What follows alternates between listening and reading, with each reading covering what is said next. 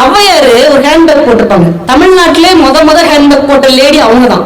ஒரு பெரிய துணிப்பையை தான் போட்டுட்டு கிளம்புவாங்க. எங்கேயாவது சோழ மன்னன்ட்ட பரிசு வாங்குறதுக்காக ஜம்முன்னு கிளம்பி போறாங்க. போற வழியில ஒரு பஞ்சாயத்து, ஒரு குறமகள் உட்காந்து அழுதுட்டு இருக்கிறான். இந்த அம்மா போய் ஏமா அழுகுற அப்படிங்கிறாங்க. இல்ல, இங்க ஒரு பலாமரத்தை என் கணவன் நட்டுருந்தான்.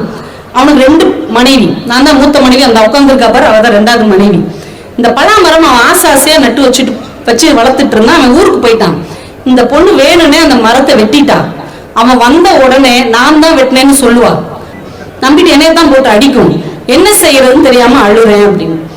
உடனே ஔவையார் கொஞ்சம் கூட யோசிக்காம டக்குன்னு ஒரு பாடல் பாடுறாங்க.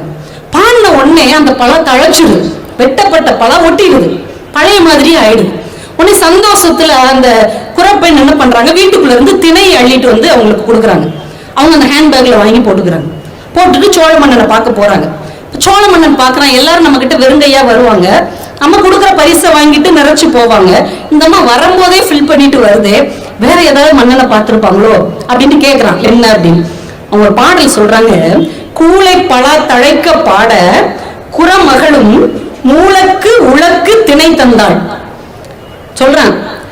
கூளைப்பழா, வெட்டப்பட்ட பழா தழைக்கிறதுக்கு நான் பாடுனேன். உடனே அந்த குறப்பெண் மூலக்கு உலக்கு திணை தந்தாள் அப்படின்னா என்னங்க, ஒரு நாளை திளம் தந்திருக்கா. ஆனா அதை பெருசா சொல்றாங்க பாருங்க, 3 உலக்கு பிளஸ் 1 விளக்கு.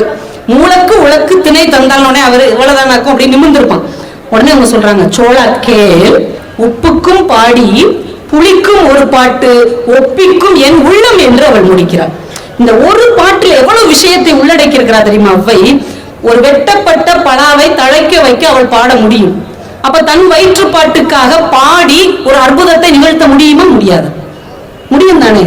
ஆனால் தனக்காக ஒரு அற்புதத்தை படைத்துக் கொள்ளாமல் சமூகத்துக்காகத்தான் ஒரு கவிஞன் வாழ வேண்டும் என்பதை அன்றைக்கு அவை நமக்கு உணர்த்தி இருக்கிறார். ஆனா அம்மாவை படிப்போம், அவ்வளவு முடியும் போது அவையாரத்தான் படிப்போம். நம்ம ஆனாவனா படிக்கும் போதே சந்தித்த 2 பெண்கள், ஒன்னு அம்மா, இன்னொன்னு ஔவையார் தான்.